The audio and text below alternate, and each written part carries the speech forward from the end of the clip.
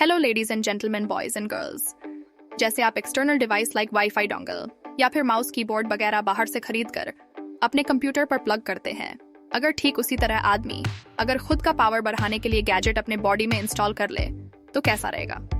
और ये काम लोग ऑलरेडी कर रहे हैं।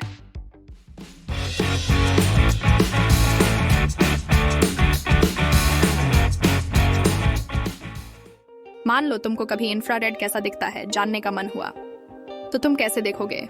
ह्यूमन आइज में तो ये फीचर दिया ही नहीं गया है ना। तुम एक काम कर सकते हो, एक गैजेट बनाओ जैसे कोई लेंस जैसा दिखने वाला जो इंफ्रारेड डिटेक्ट कर सकता है। उसको अपने आइज में लगा दो और आइज के नर्व्स जो ब्रेन तक सिग्नल भेजता है उसके साथ कनेक्ट कर दो। देन उस लेंस जैसा दिखने वाला गैजेट इंफ्रारेड का सिग्नल को प्रोसेस करके तुम्हारे ओरिजिनल आइज के नर्व से ब्रेन तक पहुंचा देगा और तुम इंफ्रारेड देख पाओगे। कैसा लगा दोस्त? ये सिर्फ एक एग्जाम्पल है जो पॉसिबल भी है। इस भाई साहब को ही देख लो, इनका नाम है नील हार्बिसन। ये दुनिया का पहला लीगली एक्सेप्टेड साइबर्ग है। साइबर्ग, जी हाँ, जो इंसान बॉडी की फंक्शनैलिटी बढ़ाने के लिए अपने बॉडी में गैजेट्स इम्प्लांट करते हैं उनको साइबॉर्ग कहा जाता है। सो इस भाई का स्टोरी कुछ ऐसा है। ये जब पैदा हुए थे तब से कंप्लीट कलर ब्लाइंड थे। पूरी दुनिया इनके लिए ब्लैक एंड व्हाइट रहा। ये एक आर्टिस्ट भी है और म्यूजिशियन भी। 2003 में इन्होंने एक डिवाइस डेवलप करना स्टार्ट कर दिया। उसमें एक कंप्यूटर साइंटिस्ट भी उनका मदद कर रहे थे। अभी देखो, हर कलर का एक पर्टिकुलर फ्रीक्वेंसी होता है और ये डिवाइस एक कलर से उस कलर का फ्रीक्वेंसी ग्रैब कर लेता है। देन उस फ्रीक्वेंसी को म्यूजिकल नोट्स में कन्वर्ट करके ब्रेन में फीड कर देते हैं और बोन कंडक्शन मेथड से साउंड सुनाई देता है। ये एक एंटेना जैसा दिखने वाला डिवाइस था और स्कल के पिछले हिस्से में इम्प्लांट करना था। जब इस डिवाइस को इम्प्लांट करने का टाइम आया तो सभी डॉक्टर्स इसके खिलाफ थे, लेकिन फाइनली इम्प्लांट हो गया।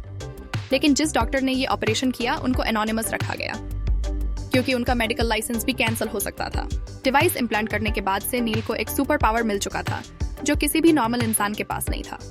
अब नील सारे कलर्स को देख नहीं, सुन सकते थे। किसी भी कलर नील के ब्रेन में एक पार्टिकुलर म्यूजिकल नोट में रिप्रोड्यूस होता था।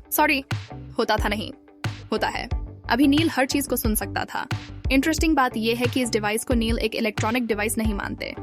नील इसको as a body part identify करते हैं। एक बार नील को यूके की पासपोर्ट के साथ प्रॉब्लम हो गया था क्योंकि किसी इलेक्ट्रॉनिक डिवाइस पहनकर पासपोर्ट में फोटो नहीं डाला जा सकता।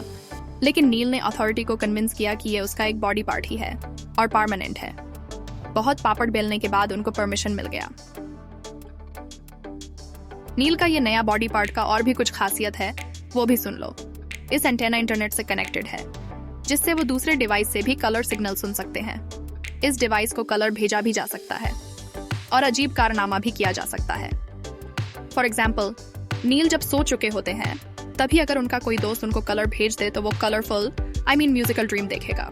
नील बताता है कि वो इस डिवाइस को इंफ्रारेड और यूवी रेज के लिए भी केपेबल बना चुके हैं। जब वो बाहर निकलता है उनको पता लग जाता है यूवी रेज का खतरा है या नहीं। वो जब लोगों से मिलता है अपने एंटेना से लोगों के फेस का म्यूजिक सुन लेते हैं। उसने एक कैटलॉग भी बना रखा है फेमस लोगों का और उन लोगों के फेस से निकले म्यूजिक का। वो बताता है कि उनका ड्रेसिंग सेंस ऐसा नहीं है जो लुक्स गुड, बल्कि ऐसा है जो साउंड्स गुड। वैसे ये सब बातें हम इस दुनिया के बारे में ही कर रहे हैं ना। डाउट होता है नील ये काम उल्टा भी कर सकता है। मतलब उनको तो अब पता है कौन सा म्यूजिकल नोट किस कलर को रिप्रेजेंट करता है। सो वो बेसिकली करता क्या है, कोई भी गाने को, उस गाने में इस्तेमाल हो रहा म्यूजिक नोट्स को कलर में कन्वर्ट करके एक फुल पेंटिंग बना देता है। दोस्त, वैसे हजम कर पा रहे हो ना? वैसे ये जो आप स्क्रीन में देख रहे हो ये पेंटिंग जस्टिन बीबर का बेबी सॉन्ग का पेंटिंग है जो नील ने साउंड से कन्वर्ट करके क्रिएट किया है। वैसे नील का ये बॉडी पार्ट के बारे में बोलते जाएंगे तो खत्म नहीं होगा।